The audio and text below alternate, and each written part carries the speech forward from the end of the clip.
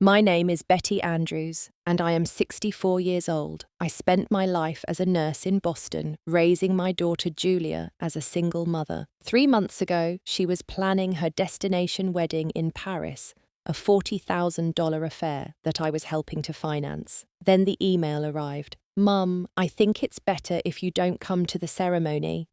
You can watch through the live stream instead. If you want to be a part of it, you can watch through the Google Earth window, LOL." I stared at those words, feeling my heart shatter into a million pieces. But I didn't let her see my pain. I knew exactly what I needed to do. Before I tell you what happened next, let me know where you're watching from and hit that subscribe button to hear how this mother-daughter story unfolds. Julia was my whole world from the moment she was born 32 years ago. After her father walked out when she was just 2, I devoted everything to giving her the best life possible. We had a special bond during those early years. I would work long shifts at the hospital, but always made time to help with homework, attend school events, and create special memories together. We would bake cookies every Sunday, and I taught her to sew her own Halloween costumes. Money was always tight, but Julia never seemed to mind our modest apartment or second-hand clothes. She was a bright, compassionate child who made friends easily and excelled in school. Things began to change after Julia graduated from college. She landed a job at a prestigious fashion magazine in New York and moved away from Boston. I was so proud watching her build her career, even though I missed having her close by. We still talked several times a week, and she would visit for holidays. During one of those visits about 4 years ago, she excitedly told me about a man she had started dating named Ethan Reynolds. "Mum, he's amazing," she gushed. "He works in finance lives in this gorgeous apartment in Tribeca, and he treats me like a queen." When I finally met Ethan at Christmas dinner that year, I tried to be open-minded. He was 35 at the time, handsome in that polished way that spoke of privilege, with perfectly tailored clothes and an expensive watch glinting on his wrist. He was polite enough, complimenting my cooking and asking about my work at the hospital, but there was something in his manner that felt condescending, the way he looked around our modest home with barely concealed judgment, the slight smirk when I mentioned my 30 years as a nurse at Boston General. "Such noble work," he said in a tone that somehow made it sound like the opposite. "Julia tells me you've been doing it single-handedly all these years. That must have been quite challenging for someone in your position." Despite my reservations, I was thrilled when Julia called me 18 months ago, screaming with excitement about their engagement. She had never sounded happier. "Ethan proposed at this amazing restaurant overlooking Central Park. Mum, the ring is beautiful. His family has connections with a jeweler, and you wouldn't believe how gorgeous it is." During that call, we started discussing wedding plans, and I immediately offered the $30,000 I had been saving for her wedding since she was a little girl. "Mum, that's so generous," she said, her voice softening. "But weddings are so expensive these days, especially the kind Ethan is used to." "It's what I have, sweetie. I've been putting aside a little each month since you were small." 2 weeks later, Julia and Ethan flew to Boston to discuss wedding plans in person. It was then that Julia first mentioned Paris. "Ethan and I were thinking about a destination wedding," she said cautiously. "His sister had hers in the Maldives, and his cousin got married in Tuscany." "Paris would be just perfect," Ethan added smoothly. "Julia has always loved French culture, and my family has some connections there that could help with venues." I tried to hide my concern about the cost, but said, "That sounds wonderful, but pretty expensive. Are you sure my savings will cover that?" "Well," Julia exchanged a look with Ethan, "we were hoping you could contribute what you offered, and Ethan's parents will help with the rest. It would mean so much to me, Mum." How could I say no to my daughter's dream? I agreed to help finance the Paris wedding, even though it would take nearly all my savings. Over the following months, I noticed subtle changes in Julia. She began posting photos with Ethan's friends and colleagues, all impeccably dressed at exclusive restaurants and clubs. There were pictures with her new work friends too, women with perfect hair and designer clothes who all seemed to come from backgrounds similar to Ethan's. The first time I truly felt the distance growing between us was during her visit to Boston 6 months after the engagement. I had prepared her favorite childhood meal, chicken pot pie with my special crust. "Oh, Mum," she said with a strained smile. "I don't really eat that kind of food anymore. Ethan and I have been doing this clean eating program his nutritionist recommended." Later that evening, I overheard her on the phone with someone, possibly one of her bridesmaids. "Yeah, I'm in Boston with my mum," she said in a low voice. "It's fine, just different from what I'm used to now. You know, small town life." Boston is hardly a small town, and it stung to hear her describe her childhood home that way. When I brought out old photo albums to reminisce, she seemed uncomfortable, quickly turning past pictures of our modest apartment or her in second-hand clothes. Instead of sharing memories, she spent most of the evening texting and checking social media. That visit was when I began to realize my daughter was changing in ways that seemed to leave no room for her past or for me. The wedding planning committee formed quickly, consisting of Julia Ethan, his mother Vivian, and the expensive Parisian wedding planner they hired, named Camille. Despite contributing a significant amount of money, I found myself excluded from most decisions. "Mum, there's really no need for you to join these calls," Julia assured me. "It's all just tedious details, and with the time difference for Camille, they're often at odd hours." I tried to stay involved by asking questions and offering suggestions, but my input was gently but firmly pushed aside. "Vivian has a friend who owns an incredible floral design company in Paris," Julia told me when I suggested looking at flower options. "They're handling all the floral arrangements." My calls to Julia became less frequent, with her often not answering or texting back hours later with brief responses. "Sorry, crazy busy with work and wedding stuff. Talk soon." 8 months before the wedding, I booked my flight to Paris and arranged time off from work. I was excited despite feeling somewhat sidelined in the planning process. When I called Julia to tell her my travel dates, she seemed oddly hesitant. "Oh, you booked already. I thought you might wait until we finalized the whole itinerary." "I wanted to get a good fare, and these were the dates we discussed around the wedding," I reminded her. "Right, of course. That's fine." 2 weeks later, I was invited to dinner with Julia Ethan and his parents, who were visiting New York. We met at an upscale restaurant where the menu had no prices on my copy, a detail that made me instantly uncomfortable. Ethan's father, Richard, was a taller, greyer version of his son, with the same appraising gaze. His mother, Vivian, was elegantly preserved in a way that spoke of significant time and money invested in her appearance. "So, Betty," Richard said after ordering an expensive bottle of wine without consulting anyone, "Julia tells us you're a nurse. Admirable profession. My mother's caregiver was a lovely nurse from the Philippines. Such dedicated people. I'm the nursing director for the cardiac unit," I clarified with a smile. "I've been with Boston General for over 3 decades. How nice that you found your niche," Vivian said in a tone similar to what one might use to comment on a child's drawing.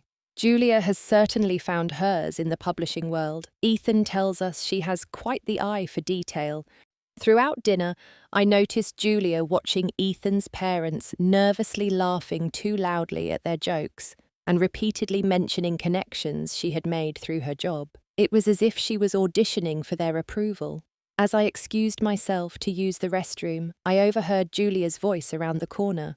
"I know, and I'm sorry about that," she was saying quietly to someone. "Mum just doesn't understand how things work in our world. She means well, but she comes from a really simple background. It can be a bit embarrassing sometimes." I froze, certain she was talking to Ethan about me. I quietly retreated and returned to the table from another direction, my cheeks burning with humiliation. For the rest of the meal, I smiled and nodded, feeling like an outsider in my daughter's new life. The following week, I attempted to contact Camille, the wedding planner, directly. I thought perhaps I could contribute more effectively if I established a relationship with her.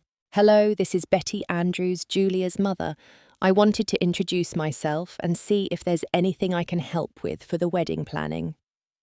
Ah, Madam Andrews, Camille replied in her charming French accent. Julia has mentioned you, but she has instructed me to coordinate primarily with her and the Reynoldses. Perhaps it is best if you speak with Julia about your involvement. When I called Julia to discuss this, her response was curt. Mum, please don't contact Camille directly. It just complicates things. We have everything under control. My friend Margaret, whom I've known since nursing school, noticed my distress during our weekly coffee date. Betty, is everything all right? You seem down lately. I confided in her about feeling excluded from the wedding planning and my concerns about Julia's changing attitude. Honey, I hate to say this, Margaret said, taking my hand, but it sounds like Julia might be a bit ashamed of her roots now that she's moving in those fancy circles. It happens sometimes when people suddenly find themselves in a different social class. No, that's not it, I defended quickly. She's just busy, and Ethan's family is very involved. It's their world after all. But Margaret's words lingered in my mind, especially when I transferred another $15,000 to Julia's account for wedding expenses a few days later. The acknowledgement was a brief text. Got the money, thanks, Mum. It was becoming increasingly clear that my role in this wedding was primarily financial. The personal touches and mother-daughter moments I had always dreamed of sharing with Julia seemed to be slipping away. The dress shopping incident happened 6 months before the wedding. I had been looking forward to this mother-daughter milestone since Julia was a little girl. We used to watch wedding shows together, and I would tell her, "Someday I'll be there when you find your perfect dress." Instead of an invitation to join her, I saw photos on Instagram of Julia at an exclusive bridal salon in New York, champagne glass in hand, posing with Vivian Reynolds and 2 of her bridesmaids. I called her immediately, trying to keep the hurt from my voice. Julia, I just saw the photos from your dress shopping. I thought we would do that together.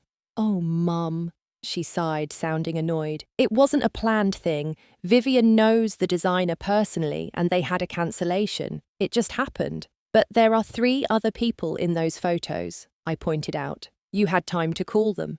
They were already in the city, she said dismissively. Look, it's not a big deal. I haven't even decided on a dress yet. Maybe we can look when I'm in Boston next month.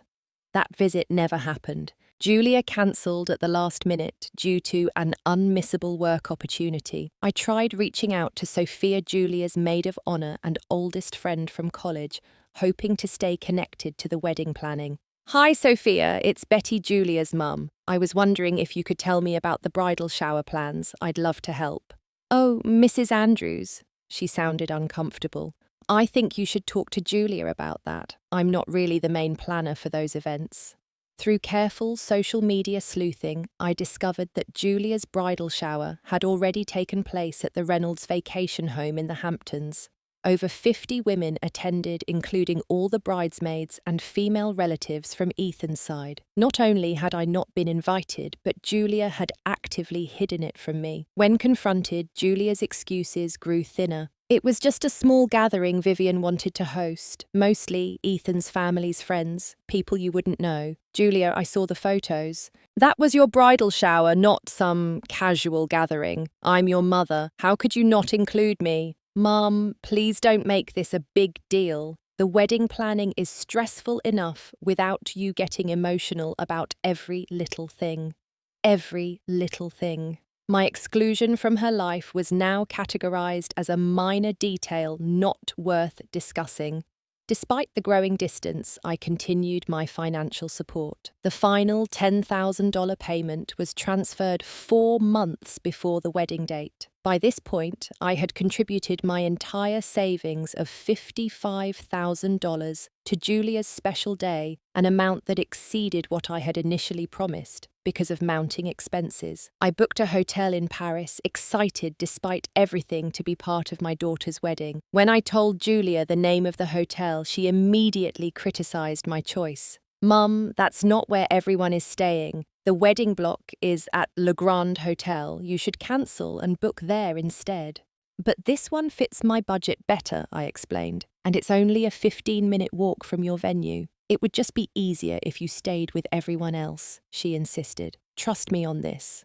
I cancelled my reservation, losing the deposit, and booked at the significantly more expensive hotel Julia specified. It stretched my budget to the breaking point, but I wanted to make her happy. As the wedding date approached, I noticed I was receiving less information about the itinerary than other guests. Julia's college roommate mentioned a welcome dinner I hadn't been told about. Ethan's cousin referenced a post-wedding brunch that was news to me. When I asked Julia about these events, she acted as though it had been an oversight. "Oh, didn't I tell you about those? Sorry, Mum. There's just so much to keep track of. I'll have Camille send you the complete schedule." The complete schedule never came. Instead, I pieced together information from social media and conversations with other guests, feeling increasingly like an afterthought in an event I had helped substantially finance. My concerns grew when Julia called to discuss my outfit for the wedding. Instead of the supportive daughter, I knew she sounded like a micromanager,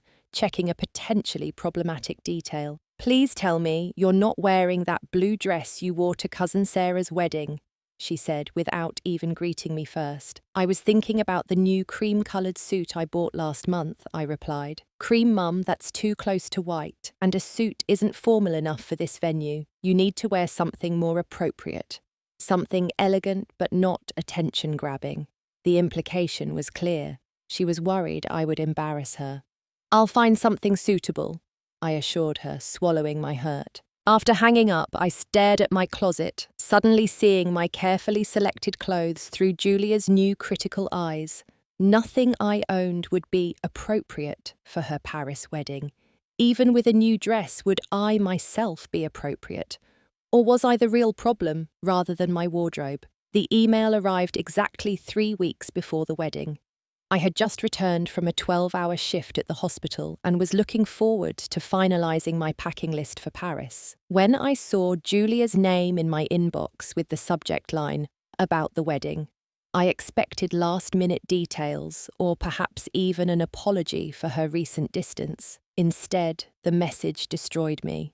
"Mum, after a lot of consideration, Ethan and I think it would be best if you didn't attend the ceremony and reception in person. The event has taken on significant importance for Ethan's family business connections, and we need to ensure everything goes perfectly. Your presence might create some awkwardness given the cultural differences between our backgrounds. I know this is disappointing, but we've arranged for a live stream of the ceremony that you can watch from home. If you want to be a part of it, you can watch through the Google Earth window, LOL. This way, you can still experience our special day without the stress of international travel. To be honest, after your behaviour at the engagement dinner and some other occasions, I'm concerned about how you might interact with Ethan's family and colleagues. I need this day to be perfect, and I can't spend it worrying about explaining you to everyone or managing potential uncomfortable situations. I hope you understand this is a decision we've made to ensure our wedding goes smoothly. Your financial contribution has been greatly appreciated and made this dream wedding possible.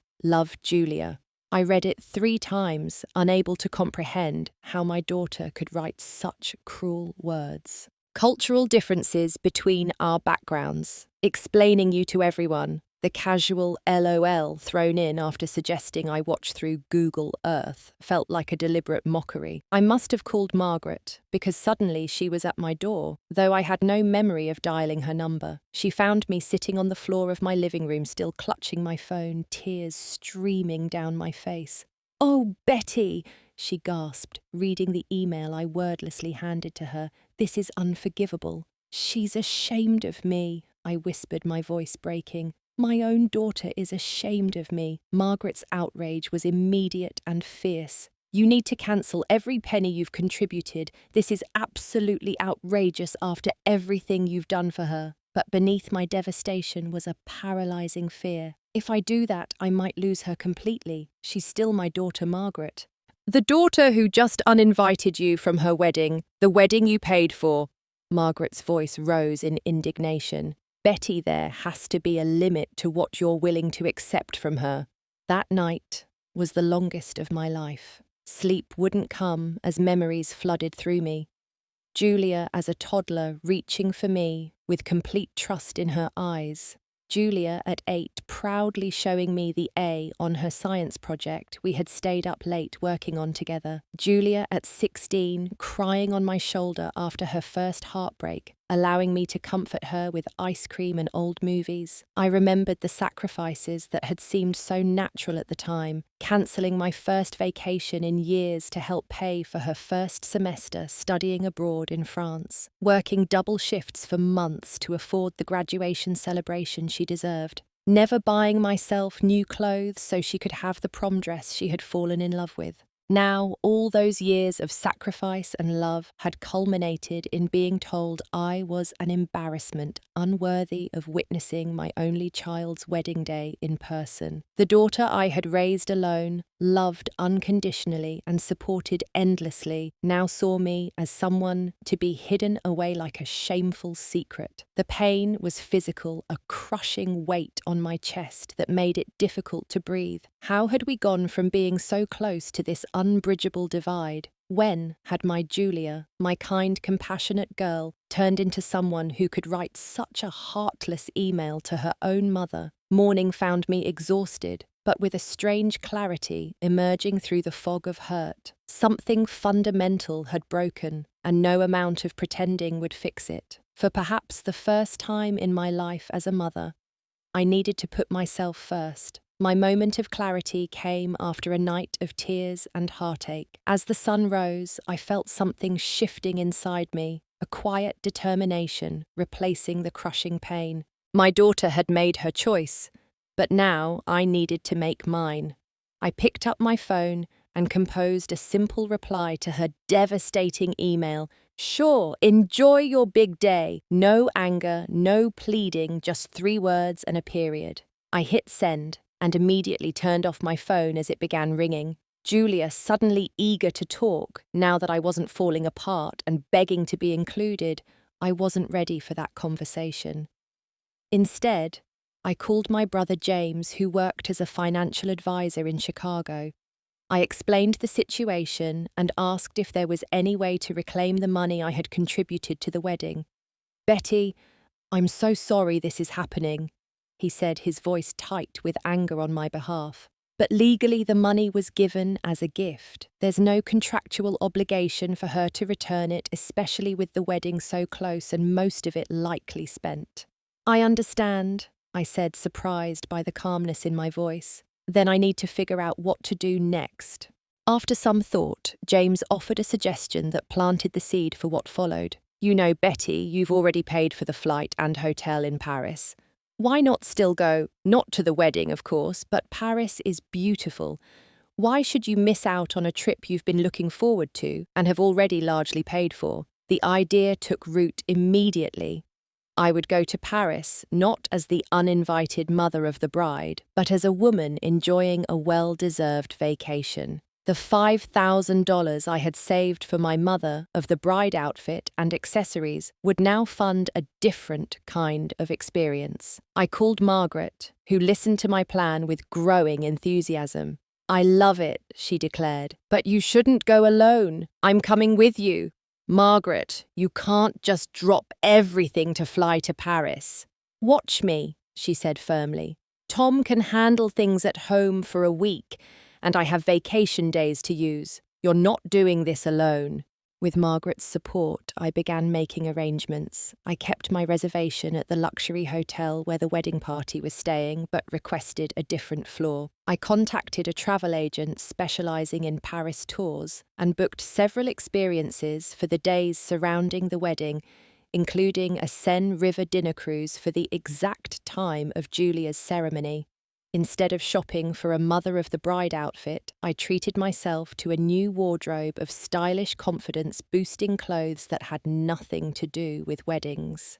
I scheduled an appointment at an upscale salon and emerged with a sophisticated new haircut and subtle highlights that took years off my appearance. For the first time in decades, I was focusing on what made me feel good, rather than putting everyone else's needs first. Throughout these preparations, my phone continued to light up with calls and messages from Julia. I glanced at a few texts. "Mum, can we talk about this? Why aren't you answering? This is important. Are you seriously giving me the silent treatment that's so immature?" The old Betty would have responded immediately, eager to smooth things over at any cost to herself. But I was discovering a strength I didn't know I possessed. Julia needed to sit with her decision and its consequences, without me rushing to make her feel better about hurting me. James helped me ensure my finances were in order for the trip, and Margaret coordinated our activities in Paris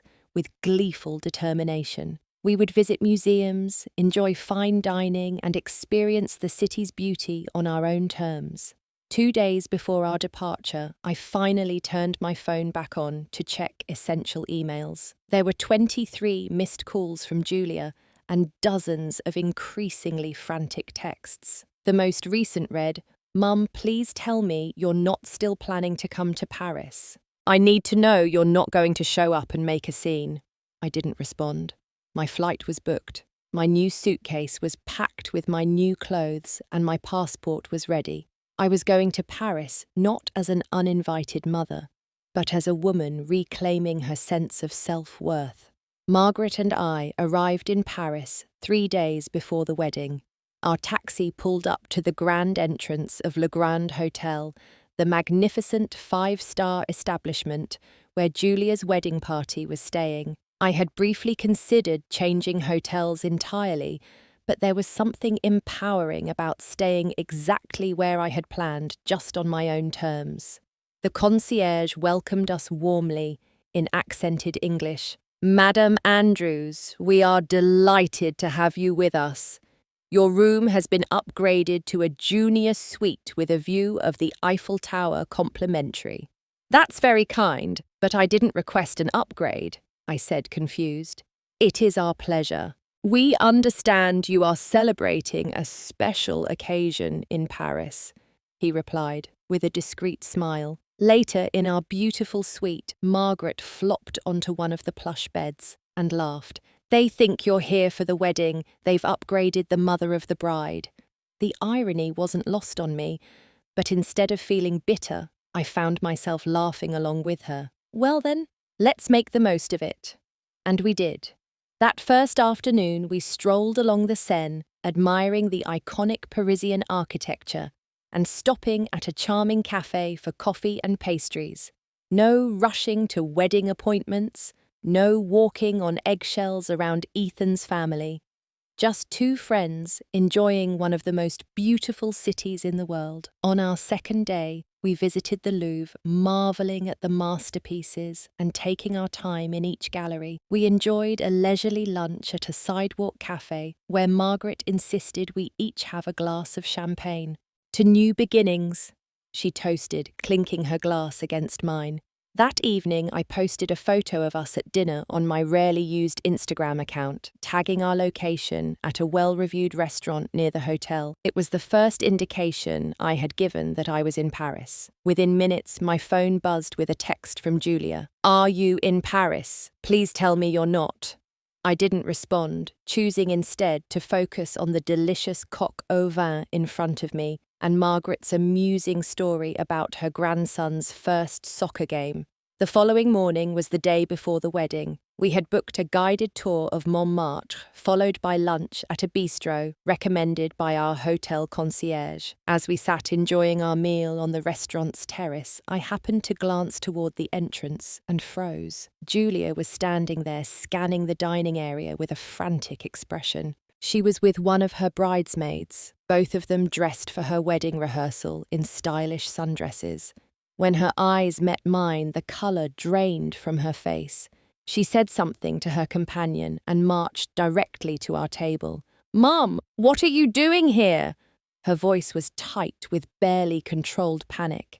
I maintained my composure, though my heart was racing. "Hello, Julia. Margaret and I are enjoying Paris. The weather is lovely, isn't it?" "You know what I mean?" she hissed, mindful of the other diners around us. "Why are you in Paris?" "I had a non-refundable flight and hotel reservation," I explained calmly. "It seemed a shame to waste them." Julia's eyes darted nervously around the restaurant. Are you planning to come to the wedding? Because that would be really inappropriate after what we discussed. The cool confidence in my voice surprised even me. Julia, I would never go where I'm not welcome. You made it very clear in your email that I'm not invited to your wedding, and I'm respecting that decision. Then why are you staying at the same hotel as everyone else? She demanded. Because that's where I booked months ago, at your insistence, if you'll recall. Don't worry, I've made sure our paths won't cross during your events. Margaret and I have a dinner cruise tomorrow evening. Julia seemed at a loss for words, her rehearsed confrontation derailed by my calm demeanour. She glanced at Margaret, who was watching her with undisguised disappointment, then back to me. This is so like you, she finally said, but her voice lacked conviction. You're trying to make me feel guilty right before my wedding. By having lunch in a public restaurant, I raised an eyebrow. I'm simply enjoying my vacation. Your guilt, if you're feeling any, is entirely your own. She stared at me, and I could see the moment she realised this wasn't going according to her script. I wasn't begging to be included or creating a scene. I was simply existing in the same city with my dignity intact. You look different, she said abruptly, noticing my new hairstyle and outfit. Yes, I suppose I do. Mum, her voice softened slightly, perhaps sensing her approach wasn't working. I know you must be hurt, but you have to understand. Ethan's family has a certain way of doing things, and I just want everything to be perfect. Perfect for whom, Julia? For you or for Ethan's family? You don't understand. His family has connections that are important for our future. I couldn't risk having your ordinary nurse mother embarrass you, I finished for her. The words hung between us, the truth finally spoken aloud. That's not what I meant, she stammered, but we both knew it was exactly what she meant. Julia, I said gently, I've loved you unconditionally from the moment you were born. I've supported every dream you've ever had, including this wedding. But that doesn't mean I have to accept being treated like something shameful to be hidden away. I raised you to be better than that. Her eyes filled with tears, but whether from guilt or frustration, I couldn't tell. Her bridesmaid approached cautiously, reminding Julia they were running late for the rehearsal. I have to go, she said, suddenly flustered. We'll talk about this later. Enjoy your rehearsal, I said, turning back to my meal. Your big day is tomorrow after all. As she hurried away, I noticed her repeatedly glancing back at me, as if seeing a stranger rather than the mother she had known all her life. Perhaps in a way she was. The woman who would have done anything to make her happy, including accepting mistreatment and exclusion, had been replaced by someone with boundaries and self-respect. The day of Julia's wedding dawned with perfect Parisian sunshine, the kind of weather every bride dreams of. Margaret and I had scheduled massage and facial appointments at the hotel spa for the morning, deliberately choosing a time when I knew the bridal party would be getting ready in a different part of the hotel. You're handling this with such grace, Margaret said as we relaxed in the spa's lounge area afterward. I would be a mess. Oh, I've had my moments, I admitted. But strangely, I feel more at peace today than I expected. This isn't how I imagined being part of Julia's wedding day, but at least I'm not sitting alone in my apartment in Boston, feeling sorry for myself. Throughout the day, my phone buzzed with messages. Most were from Julia. Mum, are you really not coming to the ceremony? The photographer is asking if you'll be in family photos. Ethan's mother keeps asking where you are. Please talk to me. I need to know what you're planning. I replied to none of them. Instead, Margaret and I enjoyed a leisurely lunch at a charming patisserie, followed by a visit to the Musée d'Orsay. We returned to the hotel in the late afternoon to change for our evening plans, carefully timing our elevator ride to avoid the wedding party that would be departing for the ceremony. As we prepared for our dinner cruise, a knock came at our door. Margaret opened it to find a young woman in a bridesmaid's dress looking flustered. Mrs. Andrews, I'm Sophia, Julia's maid of honor. Can I speak with you for a minute? I invited her in, curious about what Julia had sent her to say. Julia is really upset. Sophia began, twisting her hands nervously. She's been crying all morning, and she's worried you're going to show up at the ceremony to make some kind of statement. As I told Julia yesterday, I have no intention of going where I wasn't invited, I said firmly. She's asking if you would reconsider coming, Sophia said, surprising me. She says she made a terrible mistake. I felt a momentary softening, but then remembered the email, the months of exclusion, the shame Julia had expressed about my background. Sophia, I appreciate you coming to talk to me, but this isn't a misunderstanding that can be fixed with a last-minute invitation. Julia made her feelings very clear in her email. She's embarrassed by me and doesn't want me to be part of her special day. I've accepted her decision. She's not thinking straight, Sophia insisted. Ethan's mother has been putting so much pressure on her, and she just got caught up in trying to impress them. That may be true, but it doesn't excuse her behavior. Tell Julia I wish her happiness today, but I have my own plans. I gestured to my outfit, already dressed for the evening cruise. Sophia looked defeated, but nodded.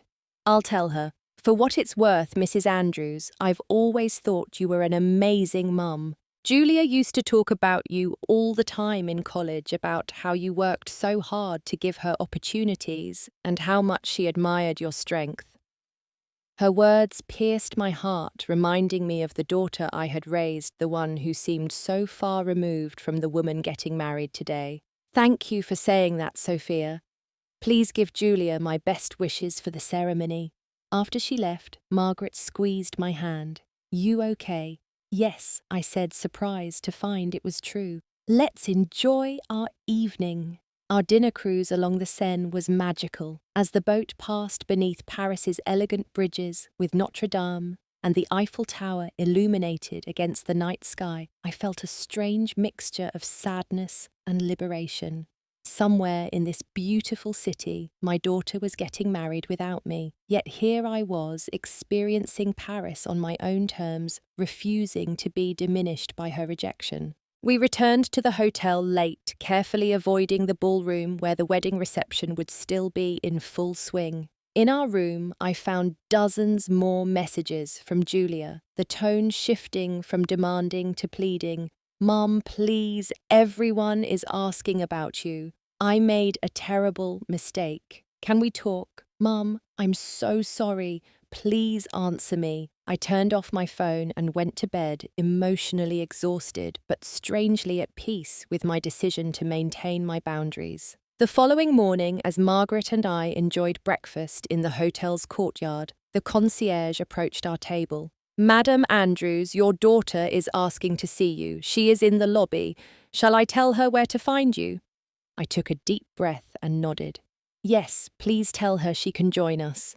A few minutes later, Julia appeared. She looked beautiful but exhausted, still wearing her wedding makeup, but changed into casual clothes.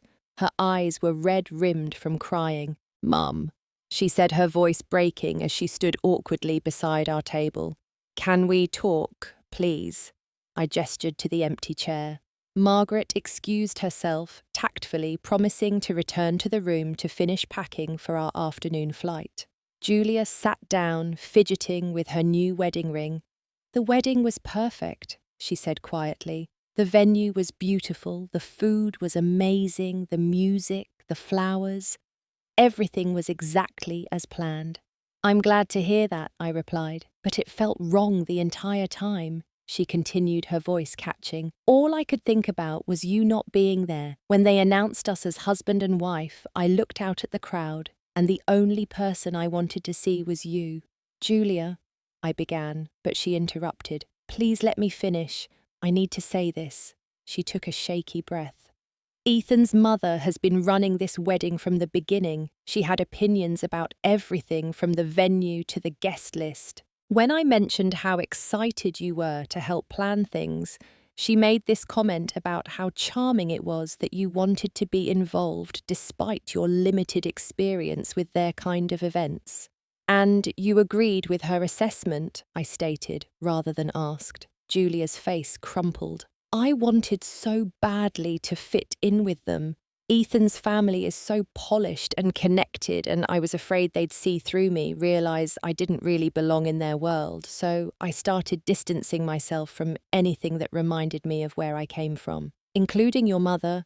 Yes, she admitted, tears streaming down her face now. It was easier to keep those worlds separate, but then Vivian suggested it might be better if you just watched remotely, and somehow I convinced myself it made sense. I let her write most of that email, you know. The words were so cold, so unlike me, but I sent it anyway. It certainly didn't sound like the daughter I raised, I agreed. When you didn't beg to be included, when you just accepted it with those 3 words, I panicked. And then finding out you were here in Paris, but not fighting to be at the wedding, it broke something in me. I realized how badly I'd hurt you, and for what? To impress people who will never really accept me for who I am. I studied my daughter's face, seeing both the woman she had become and the little girl I had raised. Julia, I love you. That has never changed and never will.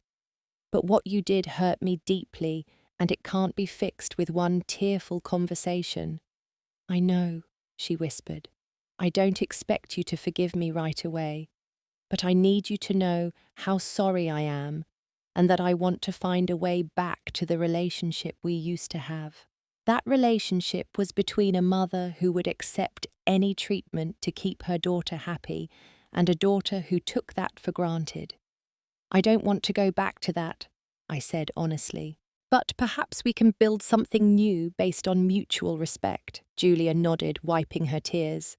Ethan and I are staying in Paris for a few days before going to the Amalfi Coast for our honeymoon. Could we maybe have dinner before you leave, just the 2 of us? I considered her request. My flight is this afternoon, but I think it would be good for us to talk more. Maybe when you return from your honeymoon. I'll come to Boston, she promised quickly.